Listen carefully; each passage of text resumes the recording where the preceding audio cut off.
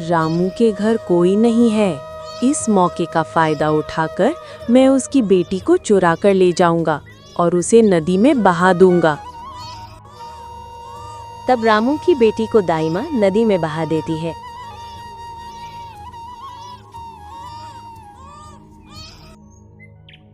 किरण और किरण कहाँ चली गई रे माँ? हे भगवान, इस बदकिस्मती की जिंदगी में क्या तूने माँ की खुशी नहीं रखी?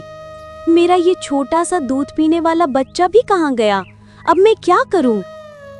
ओ मारे, कहाँ चली गई रे माँ? इस बदनसीब माँ का गोद खाली करके कहाँ चली गई? ओ किरण, तुम कहाँ चली गई रे माँ? इस बदकिस्मत माँ के पास वापस आओ ना माँ। ओ किरण।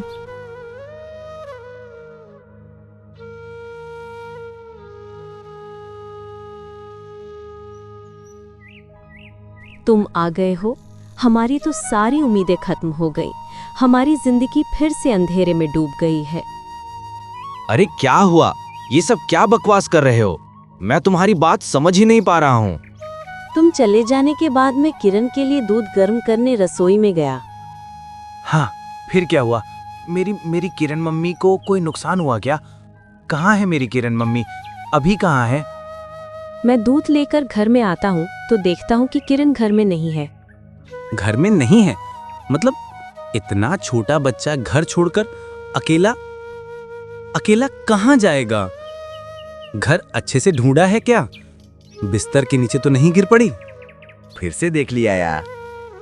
देख लिया, हर जगह छान मारा। मेरी किरण कहीं नहीं मिली। एक एक छोटे बच्चे को संभाल भी नहीं पाती मेरी बीवी। मेरी इतनी मेहनत से मिली बेटी को तुम खो दिया। अब मैं कहाँ ढूंढूंगा?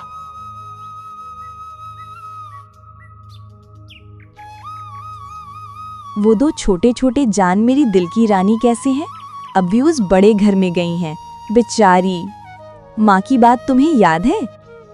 सुनो रानी माँ, ऐसे मत रो।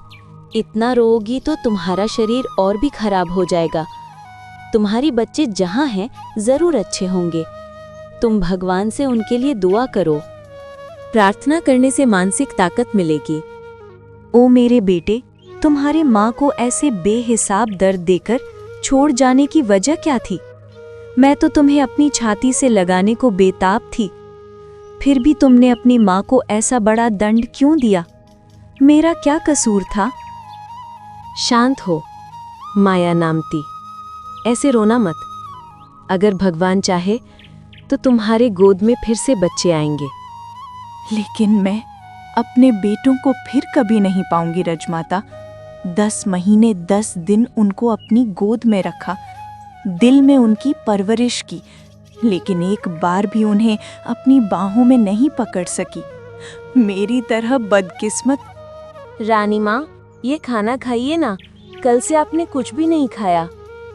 राजमाता, क्या मैं अपने बच्चों की अच्छी माँ नहीं बन पाई, इसलिए वो मुझे छोड़कर चले गए?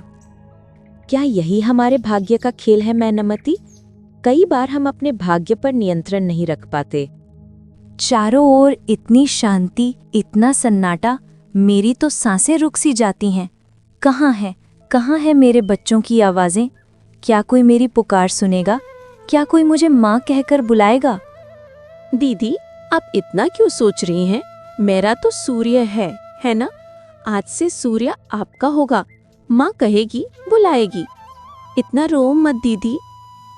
ये थोड़ा खाना तो खा लो, तुम कमजोर मत पड़ो। मयनमती, तुम्हारे दुख से तो पूरा राज्य कमजोर हो जाएगा। तुम जियो मयनमती। क्योंकि अगर तुम नहीं जियोगी तो मेरा राज प्रताप भी खत्म हो जाएगा। उसे तुम छोड़कर और कौन संभालेगा बताओ? दीदी, तुमने बहुत बड़ा संकट टाल दिया है।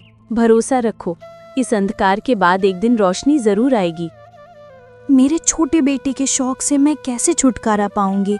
बताओ, मेरे दोनों राजपुत्र एक साथ मुझे छोड़कर चले गए। मैं इसे कैसे मान लूं? वक्त सब ठीक कर देगा, तुम अपना ध्यान रखो। बच्चों को इस जन्म में भुला नहीं पाओगे, ये सही है। वैसे वक्त सब कुछ ठीक कर देगा, ये भी सही है। तुम्हें धैर्य रखना होगा। शांत रहना होगा और मेरे बेटे का ख्याल रखना होगा। क्या तुम कर पाओगी? कर पाओगी? फिर से उस मायनामती की तरह। मुझे नहीं पता मैं कब इस दर्द से मुक्त हो पाऊंगा, लेकिन मैं वादा करता हूँ कि मैं खुद को आगे बढ़ाने की कोशिश करूंगा। ये रही मेरी लक्ष्मी दीदी, तुम इतना चिंता मत करो, देखना सब ठीक हो जाएगा। इस राज्य की किस्मत अब खतरे के सामने खड़ी है। हमारे आसपास राज्य के दुश्मनों का हवागमन बढ़ गया है। ये लोग महाराज, अगर हम सख्ती से दमन नहीं करेंगे तो हमारा राज्य खतरे में पड़ जाएगा। हमारे सैनिकों को और ज्यादा सतर्क रहना होगा, सीमा पर और चौकसी बढ़ानी होगी, और हमें ये भी सोचना होगा कि हम अपनी अंदरूनी अशांति को कैसे संभालें। महाराज, आप बिल्कुल सही कह रहे हैं। रानी मैनमती की बीमारी सिर्फ उसकी खुद की नहीं, बल्कि पूरे राज्य की हालत को कमजोर कर रही है। उसका दुख और उदासीनता राज्य के माहौल को जहरीला बना रही है। सब ठीक हो जाएगा महाराज, आप कोई चिंता मत कीजिए। मैं वीर प्रताप हूँ, जब तक जिंदा हूँ इस राज्य को कोई नुकसान नहीं आने दूंगा। तुम्हारे भरोसे ही मैं अभी भी चैन में हूं। जब तुम होते हो तो मेरी कोई चिंता नहीं होती। वीर प्रताप, आपका आदेश ही मेरे लिए कानून है। लेकिन इस मुश्किल समय में हमारी राज्य की शांति बनाए रखना मेरी सबसे बड़ी प्राथमिकता है। अगर हम कमजोरी दिखाएंगे तो दुश्मन और भी ज्यादा बढ़ेंगे। इसलिए हमारे कदम और भी सख्त होने चाहिए। जो भी राज्य को नुकसान पहुंचाने की कोशिश करेगा उसे मौत की सजा मिलेगी। इस राज्य के लिए मैं अपनी आखिरी सांस तक लड़ूंगा, और अगर कोई हमारा नसीब खराब करना चाहेगा तो उसकी भी जान लूंगा। तुम मंत्री साहब से कहो कि राज्य के चारों ओर के पहरे और बढ़ा दें। किरण को क्या कोई जानवर लपेट गया? मेरे सीने में तो बड़ा उबाल आ रहा है। ये सब इतने समय में क्या बातें कर रहे हो, बताओ तो सही। अब तक तो मेरी किरण माँ नहीं मिली। मैं समझ ही नहीं पा रहा कि मेरी किरण के साथ क्या हुआ। ओ दादा, बहन जी, तुम लोग किरण को ढूंढ रहे हो? मैं तुम्हारे किरण को अपने घर ले आया हूँ। मैं गया था उसके साथ बाहर, थोड़ी देर घूम आए। देखो कि किरण कितनी खुश है। ओ सरला, तूने क्या किया? तूने किसी से कुछ बोले बिना किरण को क्यों ले गई? ओ मेरी किरण, माँ को छोड़कर इतने समय तक क्या कर रही थी सरला? मैं आज एकदम साफ बात कह रहा हूँ, तू फिर कभी बिना बताए मेरी बेटी को कहीं नहीं ले जाएगी। तुझे पता है किरण को ना पाकर हमारा क्या हाल हुआ था? यकीन मानो बहू जी, मैं उसे ले जाना नहीं चाहता था। उसने मुझे देखकर प्यारी सी मुस्कुराहट दी, फिर उसने अपना हाथ मेरी ओर बढ़ाया। मैं उसे गोद में लिए बिना नहीं रह पाया। फिर भी मुझे बाहर की तरफ खींचा। मैं तो चला गया। क्या मिला तुझे इतनी छोटी बच्ची? तुझे देखकर हंस दी, हाथ बढ़ाया, तुझे बाहर की तरफ खींचा। हमें ये मारना होगा? मान लो दादा, मैं सच बोल रहा हूँ। अगर मेरे मन में कोई बुरा विचार होता तो क्या मैं किरण को वापस लाता? हमें अपनी किरण का और ध्यान रखना होगा। और तू सरला, आगे से ऐसा कुछ मत करना, समझी? मैं कभी ऐसा नहीं करूंगी, भरोसा करो बौदी। मेरा कोई गलत इरादा नहीं था। मैं समझ नहीं पाया कि तुम लोग इतना डर जाओगे। मैं अब कभी किरण को नहीं ले जाऊंगा।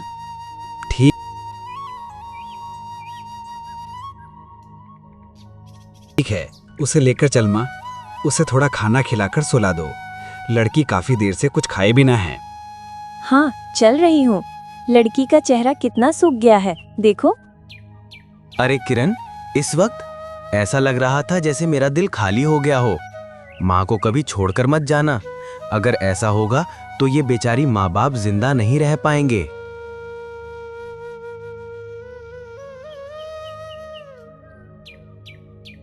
मैनामती, मुझे पता है तुम्हारा मन अभी बहुत भारी है, लेकिन तुम मजबूत रहो। तुम्हें ही इस राज्य को मजबूती से संभालना होगा। महाराज, मेरे दिल का दर्द कोई नहीं समझता। अपने बच्चों की कमी मेरे दिल में कितना गहरा है। कर चुका हूँ, बताओ मैं कैसे शांत हो जाऊं?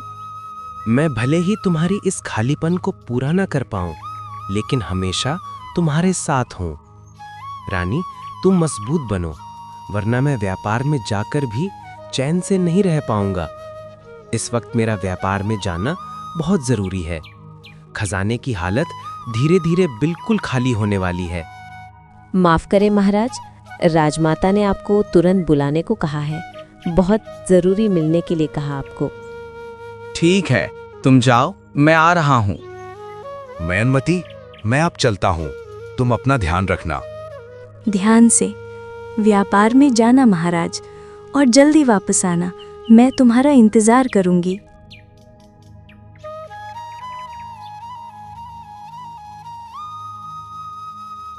माताजी, क्या आपने मुझे बुलाया? हाँ, बुलाया था। सुना है तुम व्यापार में जा रहे हो? हाँ रानी माता, राज्य की हालत ठीक नहीं है। इस वक्त हमारे लिए व्यापार में जाना बहुत जरूरी हो गया है। ठीक है, जाओ, लेकिन रानी मैनामती का क्या होगा? मैं ठीक से समझ नहीं पाया। रानी माता, मैनामती ने जो शुरू किया है, उससे लग रहा है कि ज्यादा दिनों तक तुम बेटियों के बारे में कुछ छुपाना मुमकिन नहीं होगा। तुम एक पिता होकर ऐसा कठोर काम कैसे कर सकते हो, ये आज भी मैं समझ नहीं पाती। जो बात आपको समझ नहीं आती, उसे आप मुश्किल से समझने की कोशिश भी मत करो। याद रखो, अगर ये सच सामने आ गया तो मैं कितना आगे जा सकता हूं। रानी के कानों तक ये बात पहुंची तो उसका सिर उसके कंधे से अलग हो जाएगा, चाहे आप हो या कोई और। यहाँ तक कि अगर मैं खुद बोलूं तो मेरी किस्मत भी अलग हो जाएगी। तुम्हारे जैसे निर्दयी बच्चे का मेरे गर्भ में होना, ये सोचकर मुझे अब शर्म आती है। बस यही तो देख रही हूँ।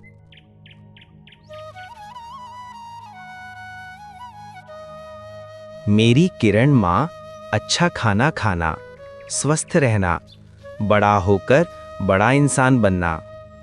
देखो किरण, माँ कैसे हंस रही है।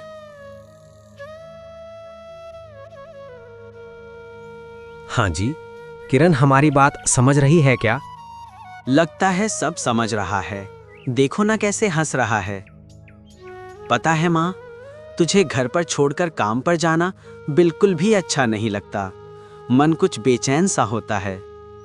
बस लगता है तेरा पास बैठकर तुझे दिल भर के देखूं। तो भूलेंगे कैसे?